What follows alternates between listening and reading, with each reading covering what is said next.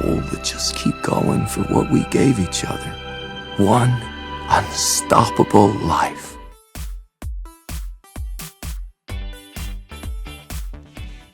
Number 10, The Morning Show. What happened?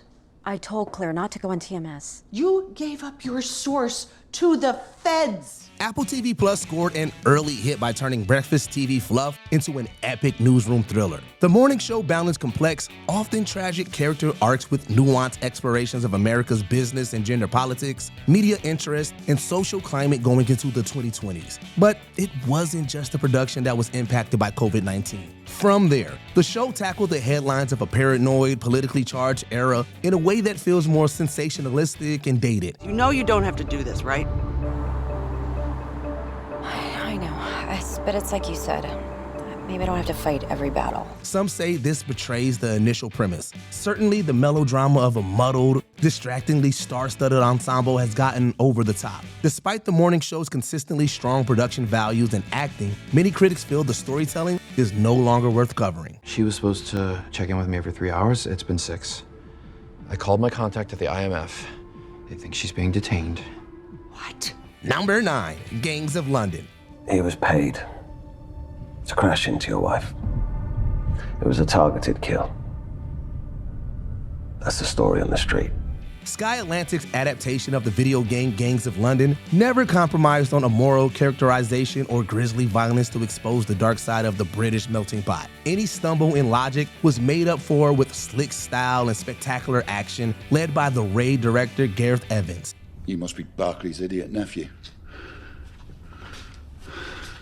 Right, line up.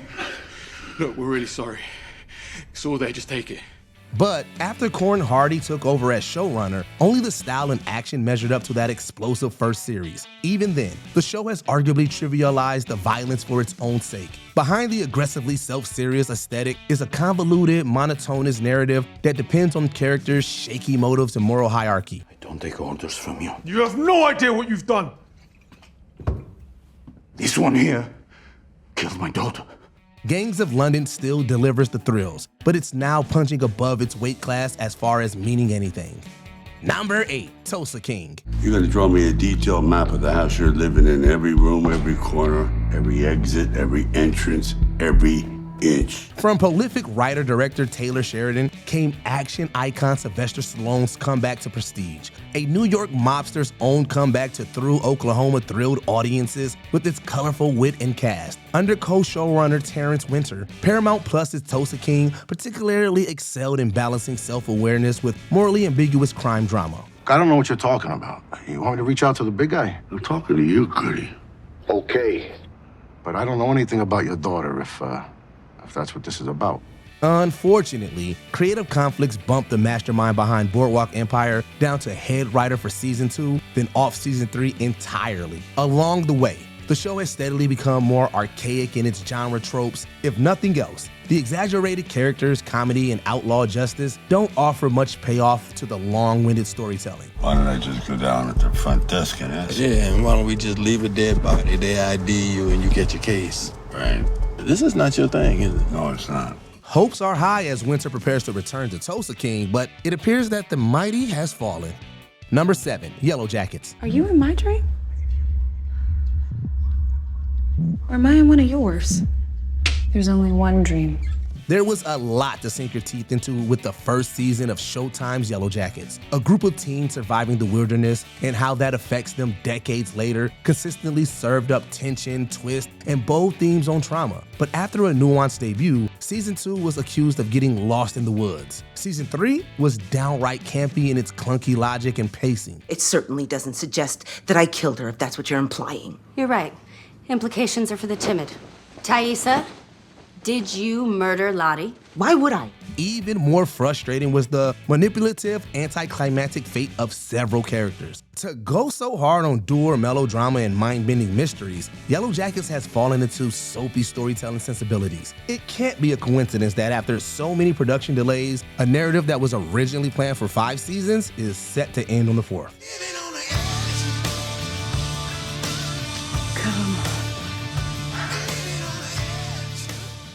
Number 6, The Power Universe. Came to visit my daughter. Tell her about my future. Lieutenant Governor St. Patrick. The intense crime drama Power was such a top earner for Starz that expansion was a natural move.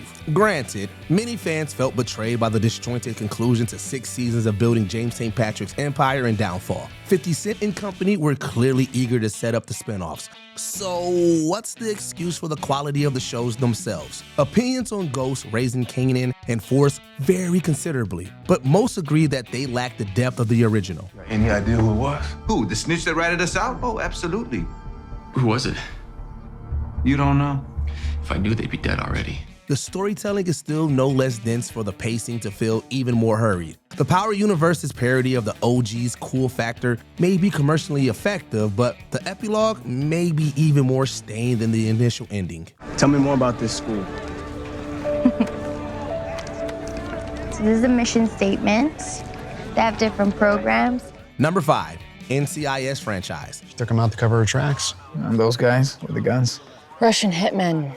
Walsh hired them as an insurance policy. Originally a spinoff of JAG, NCIS has distinguished itself as one of CBS's leading franchises. On top of impressive ratings, the Naval Police procedural was praised throughout the 2000s for its dynamic cases and character arcs. This led up to 6 spinoffs with different settings, but not particularly different sensibilities. The gimmicky stories and inconsistent writing lost the brand's early sense of consequence. Slipped some cyanide into your coffee before the waitress gave it to you. Enough to kill you. I mean, not immediately, but within the hour. Meanwhile, NCIS Prime has been in a creative rut since entering the double digits and writing off a number of key characters. It's hard not to admire the show's longevity and number of offshoots, with no signs of slowing down. Unfortunately, audiences feel that the case has long been closed on serious television. This is not his room. This is the room he wants us to believe he was using. Number 4, Outer Banks. You know this place is on the chopping block, right? You don't say. Let me guess, you're behind that or something?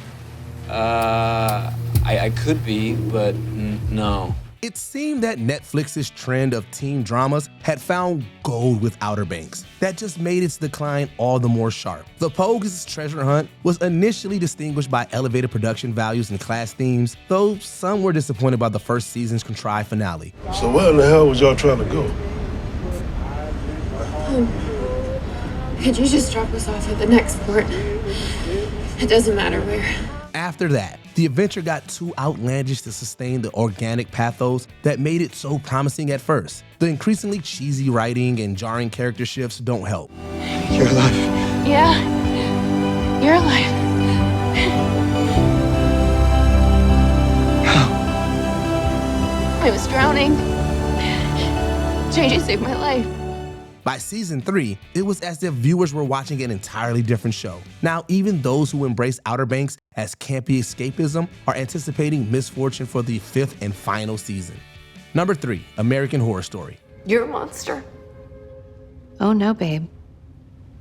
I'm so much worse. The ambition of the FX anthology American Horror Story was initially exceeded by its success. Each season pushed the dimensions of genre storytelling and the range of actors in various roles, earning accolades along with a massive fan base. The acting standards have largely held up, but Jessica Lange's departure after 4 seasons marked the end of an era. AHS became more involved in dragging out pulp horror concepts with less convincing character drama. Find our sisters. Some fans even said that season 8's attempt at a crossover lived up to the subtitle Apocalypse. The occasional acclaimed installment suggests that the quality has become more inconsistent than anything. Compared to earlier runs though, it's now closer to trash TV than peak TV. Oh, sweetie, I'm obsessed with myself. Just get away from me! I never will. We're bloodbound. Number 2, Grey's Anatomy. I want a direct line to that OR. I need to know if my doctors are okay. Meredith, you don't have to stay. That's my family in there. ABC cut deeper than most contemporary medical dramas when Grey's Anatomy debuted in 2005. The show's impact on the genre and pop culture was immediate thanks to its character-driven, often gusty storytelling. It wasn't long before critics began to turn on the show's melodrama and unreliable changes in cast. You are a gifted surgeon with an extraordinary mind. Don't let what he wants eclipse what you need. He's very dreamy. but he is not the son. You are. The shift began to get drastic as Shonda Rhimes brought in co-showrunners before stepping down entirely. 2 decades later, Grey's Anatomy has managed to become one of the longest-running dramas on the air by resting on tropes and toying with emotional investment in the ensemble. The show obviously still has its fair share of fans, but it just might represent the anatomy of a show's downfall over time. I think it's because we're suddenly faced with the fear of not knowing what's next.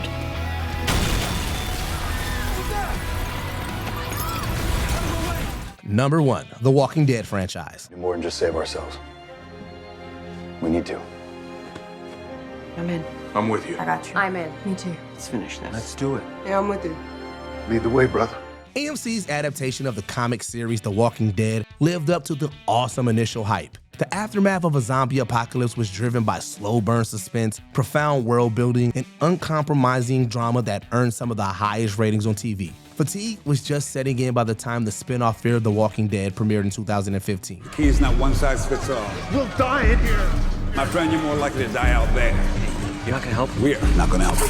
Why? Because helping them could hurt us. The original show ultimately ran for 11 seasons, having long endured growing criticism for monotonous plotting and contrived characters. Fear was even more maligned by the time it ended its 8-season run, and yet AMC continues the greenlight spin-offs of dwindling creative and escalating gimmicks. Though the fans keep lumbering back, there's little hype left for this TV franchise that refuses to die. And I never, ever stopped trying to get home to you. The longer I stayed here, the harder it got. You loved her. What are some other shows that you've become disheartened with? Give your review in the comments down below, and don't forget to like and subscribe for more Watch Mojo videos.